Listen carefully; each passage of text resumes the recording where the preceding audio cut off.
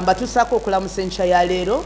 Njagala okwebaza abantu bonna beetanidde okuzza obujja endagamuntu zaabwe, okuwandiisa abaana baabwe, ate n'okulabika nti ne kaakano tutuuse ku ssaawa eyo mulindwa ey'okufuna ku ebyo bye twasaba.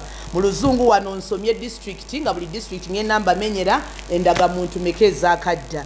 Sijja kumenya disitulikiti zino zonna olw'obudde bwe tugenzeemu, naye endagamuntu mpitirivu ezisukka kumpi mu bukadde 5 z'abatuuseeko dda mu disitulikiti eyo.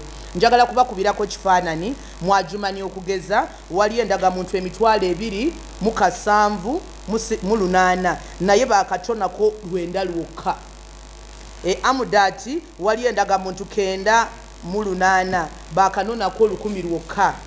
Bwe tugezesa Emaracha wali endagamuntu 3,000 baakanonako 4 zokka. Erwengo wali emitwalo 2,400 baakanonako 3. Awo nno njagala okukubiriza bannayuganda tuve ku mitimbagano n'okubuuza nti endagamuntu ziriwa. Banna endagamuntu bazinona ku ofiisi. Bazinona ku ofiisi za NIRA gye muba muzisanga. Badde njagala bakubiriza nti buli omu yeewandiisa yadde bakusanga ku ggombolola eggombolola yegwa mu disitulikiti. Okugeza bwe tuba twakuwandikira buyikwe ina ofiisi ya NIRA egitwala era endagamuntu awo ziri ku ofiisi. Nabagamba nti tujja kubakunga tubawandiike bwe tuba tukomekereza okuwandiika ate tutandika okubagabira. Naye mbagamba nti naye abo abaagala okuzinona mu bwangu bazigoberere ku ofiisi za NIRA. Weewaawo tulina enteekateeka nti tugenda kuzituusa ku magombolola naye tumanyi nti eri abeetaaga zikozesa kati. Awo nno mbabuulidde nti endagamuntu gye ziri era mugende ku ofiisi za NIRA mutandike okunona. Akatale ke kakenjagala okuteekawo tumaze emyezi 6 nga tubawandiika.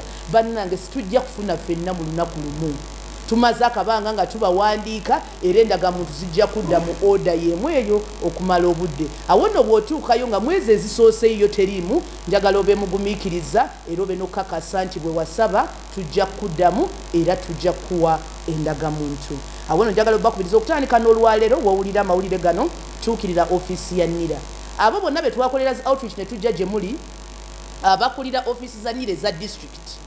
Bwe tuba twajja mu sikoolo tuukirira atwala ofiisi ya NIRA mu sikoolo akubuulira eddirwa n'abaleetera endagamuntu.